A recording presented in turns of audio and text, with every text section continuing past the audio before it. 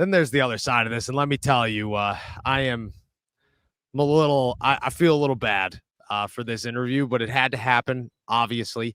Mike Tomlin, I asked him today, hey, do you anticipate a quarterback competition? Because while no one does, it is a looming question of what's going to happen, how's it going to go. His exact response to me was, I don't. And I said, okay, thanks.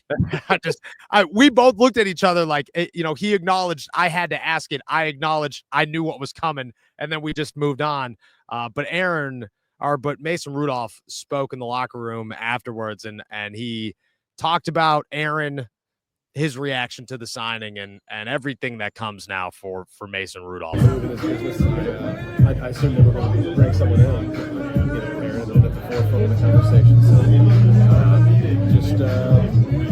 another day in the NFL, and you move on, and you try to have a good, and you just make the most of your reps you're getting. Do you have that expectation even back when you signed initially? That he was kind of. I knew there would be somebody. Absolutely, they go to camp and go to training camp with 4 quarterbacks, and I assume they pick one up in the draft and add another one. It's a little different though when it's 41-year-old 4-time MVP versus I don't want to say a normal free agent, but a typical name. veteran. Yeah, big name is storied career and Hall of Famer. Yeah, it's been fun to go to work with him for a couple days now.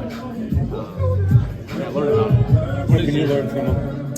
It's early, so it's just kind of getting to know him, and he's been very inquisitive about the offense and very friendly. So it's been fun. All right, so as we went into that video, let me show you where I'm standing just about right now. Shout out to the train. That is 6 feet from me as we sit here today. It just decided, you know what? We're on a schedule, and all Steelers talk was running late, so we didn't have time to kill. How bad is the train behind me? Is it bad enough where I should mute myself? Not at all. Wow, really? You should send this in to your microphone headquarters and be like, this is the absolute best advertisement for your product ever, because all I heard was your crisp voice over the waves, Noah. Wow, that is nuts, because I'm not going to lie to you. I can't hear a word you're saying to me. That is how loud.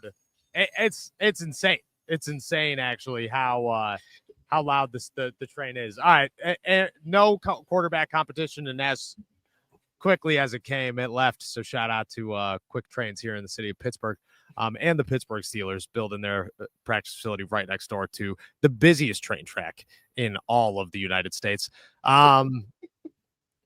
You look at no quarterback competition, doesn't surprise anybody. Is it worry you? Like, is there any part? I don't want to be negative. I feel like this is an exciting day for everybody, and I want it to stick. Like Aaron Rodgers has said he's getting married today. You know what I'm saying? Like that, or has been married. That's a massive shout out to Aaron. You know what I mean? Congratulations to the couple.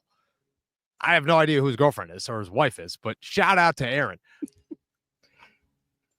Does it worry you at all to have a Mason come in here? And I have my answer on this, but does it worry you at all that maybe, it's a little upsetting to Mason how things have gone once again and the dynamic in that room?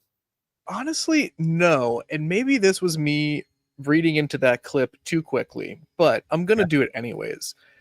That man looked relieved speaking about the situation. Wow. Maybe that's just me, but I think, again, like what stuck out to me is he said, I knew we were going to add someone else. So, it doesn't seem like he signed this deal, his 2-year contract a couple months ago. And they said, hey, you're the guy now. Thanks for coming back and giving us a second chance. We're pumped for this second opportunity for you. You're going to be QB1. It seems like he kind of confirmed, or at least confirmed enough for me, that the Steelers have been kind of open about, we're going to bring someone else in. There's going to be a competition. And if there's someone we like a heck of a lot more, we kind of reserve the right to name a starting quarterback that isn't Mason Rudolph. So, I think he said all the right things. He was, a perfect professional in that brief clip, and everything else I've seen him say so far about it has been very complimentary of both the situation for the team and of Aaron Rodgers. So, I'm not worried about the fact that there isn't going to be a competition. And I think it is honestly a benefit that it's established now. It's cemented now. We don't have to play the game of, can Mason take enough snaps in the preseason to earn number 1 reps or challenge Rodgers? We just know he's coming in here. He's the number 2. He's going to support Rodgers.